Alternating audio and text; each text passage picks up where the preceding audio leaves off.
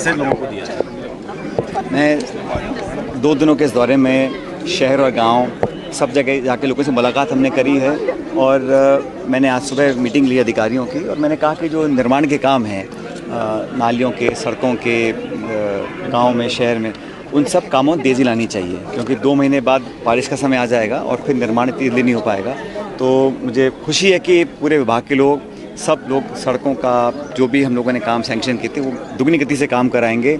और पीने के पानी के लिए मैंने कहा अधिकारियों से भी कि अभी तो कम गर्मियां हैं लेकिन एक कंटिजेंसी प्लान बनाना पड़ेगा ड्रिंकिंग वाटर के लिए शहर और गांव के अंदर। अभी से वो मैप तैयार कर लें क्योंकि जब गर्मी का महीना आता है तो एकदम से बहुत हाहाकार मचता है जब पीने के पानी की व्यवस्था हम नहीं कर पाते हैं। तो जो भी हमको प्लानिंग करनी है, बजट एलोकेशन करना है, रोड मैप बनाना है अगले गर्मियों के 2 महीनों के लिए, वो तैयारी अभी से कर लें ताकि लोगों को समय रहते उसकी राहत मिल सके। तो सब अधिकारी आज मौजूद थे, उनको मैंने निर्देशित किया है कि टोंक शहर में और गाँव के अंदर इस प्रकार की व्यवस्था को कायम करें। और गाँव का जो दौरा हम लोग कर रहे हैं वहाँ पर समीक्षा भी होती है और जो नए काम लोग चाहते हैं, और मुझे खुशी है कि ज़्यादातर मांगें जो अब आ रही हैं गाँवों से वो स्कूलों की व्यवस्था को बेहतर करने के लिए आ रही हैं। कोई स्कूल प्रोन्नत करना चाहते हैं, कई स्कूलों के कमरों में वृद्धि करना चाहते हैं, 4 दीवारी है, खेल के मैदान है।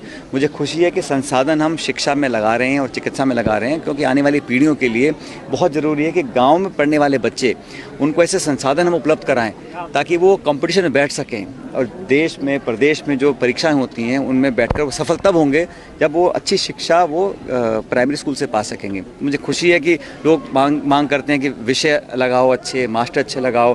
तो मुझे लग रहा है ये एक अच्छी जागरूकता लोगों में फैली है और मैं, जहाँ तक मेरा विधायक कोष है, सरकार का पैसा है, हम ज़्यादातर कोशिश करते हैं कि शिक्षा के क्षेत्र में उसका उपयोग ज़्यादा किया जा सके। वीरांगनाओं के मामले को लेकर बीजेपी अब सड़क पर है, पथराव भी हुआ है, किस तरीके से देखते हैं उसको? लॉ एंड ऑर्डर बिगड़ने की संभावना है पूरी? नहीं, मुझे लगता है सबको संयम से काम लेना चाहिए और इस मुद्दे को पॉलिटिसाइज नहीं करना चाहिए। इसमें कोई राजनीति नहीं है। कल भी मैंने कहा था जो हमारे वीर सैनिक हैं, जो फौजी हैं, वो सरहद पर खड़े हैं किसी दल, किसी विचारधारा, किसी पार्टी, किसी नेता के लिए नहीं खड़े हैं। वो हमारी भारत की मातृभूमि की रक्षा के लिए खड़े हैं और वो हम सबका मान सम्मान, हमारा गौरव है और हमारी सेना, हमारा उस पर इतना फ़ख्र हम लोगों को है कि मैं बयान नहीं कर सकता हूँ। तो उस पर अगर राजनीति अगर होती है, कोई भी वो कर रहा हो, मैं उसको गलत मानता हूँ।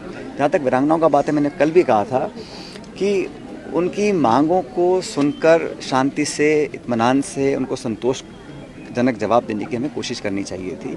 जो काम हम कर सकते हैं वो करने चाहिए थे, जो काम नहीं भी कर सकते हैं तो उनकी बात को सुनकर उनको समझाने की कोशिश करनी चाहिए थी। लेकिन मैंने देखा है कि क्योंकि ये मामला भारत सरकार के गृह मंत्रालय, रक्षा मंत्रालय से जुड़ा हुआ है, वहाँ से कोई अभी ऐसा कोई जवाब या कोई सोल्यूशन का रास्ता दिखा नहीं है।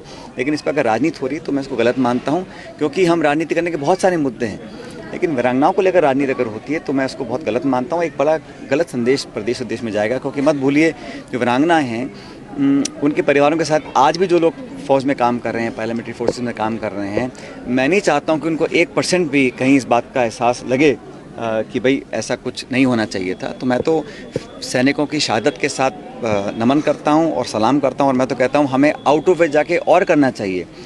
बात अगर 1 नौकरी की है या 2 नौकरी के, बहुत बड़ा मसला नहीं है। इसमें नियम संशोधन पहले भी हुए हैं, आगे भी हो सकते हैं, लेकिन इसमें राजनीति करना और इसमें इस प्रकार से जो माहौल बनाने की कोशिश की जा रही है उसको मैं गलत मानता हूँ। सर, सोनिया गांधी और राहुल गांधी ने राजस्थान के लिए फैसला लेने के लिए मल्लिकार्जुन खड़गे को अधिकृत कर दिया कि वो फैसला लें।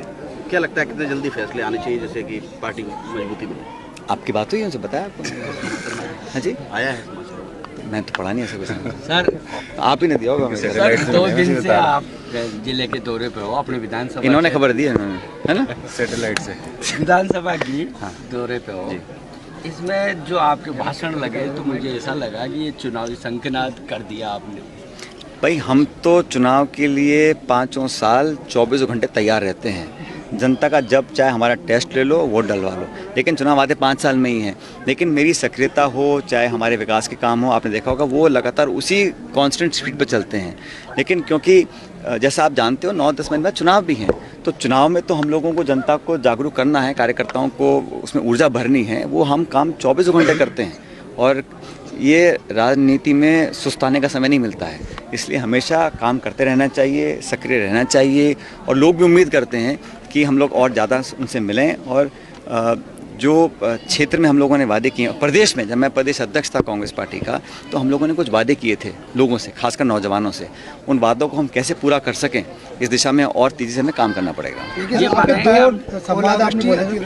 एक बार फिर से किसानों की फसलें खराब हुई हैं हाल ही के दिनों में, जिस तरह से कल मैंने देखा कृषि मंत्री ने स्टेटमेंट दिया था कि गिरदावरी के आदेश जा चुके हैं और जल्द से जल्द जितना भी नुकसान हुआ है, लेकिन मुझे लगता है बहुत ज़्यादा नुकसान नहीं हुआ, लेकिन जहाँ पर जो भी हुआ है उनको समय पर उनका मुआवजा मिले, ये व्यवस्था ऑलरेडी कायम है और गिरदावरी के आदेश दिए जा चुके हैं। देखिए, यहाँ पे दो डायलॉग, एक तो ये कि नीली छतरी वाला सब देख रहा है, दूसरा ये कि नेता वो जो दिलों में बसता है, क्या इशारा है? आप पहले बताओ, मैं गलत बोल रहा हूँ, सही बोल रहा हूँ? इसकी विवेचना चाह रहे हैं, क्या विवेचना क्या करें? आखिर क्या इशारा कहा किया है? मैं कोई इशारे करता नहीं, जो होता है खुले मन से बोलता हूँ और आप सबके सामने बोलता हूँ। तो मैं तो ये बोल रहा हूँ कि हम लोग अल्टीमेटली हम जनता ही जनार्दन हैं और हमारा पास फेल का निर्णय जनता ही करती है। तो जनता के सामने खुल के बात रखनी चाहिए, जो कुछ छुपाना नहीं चाहिए और संवाद में, मिलने में, बात करने में कभी कोई कंजूसी नहीं करनी चाहिए। मैं अगर किसी से मैं मिलता हूँ, बात करता हूँ तो मेरा कुछ घिसता तो नहीं है ना। तो इसीलिए मैं कहता हूँ मुलाकात करने से, बात करने से किसी का कुछ कम नहीं होता। कोई कम राजी हो, कोई पूरा राजी हो, कुछ आधा संतुष्ट हो, लेकिन मुलाकात करके, संवाद करके सब चीज़ों का हल निकल सकता है, मैं ऐसा मानता हूँ।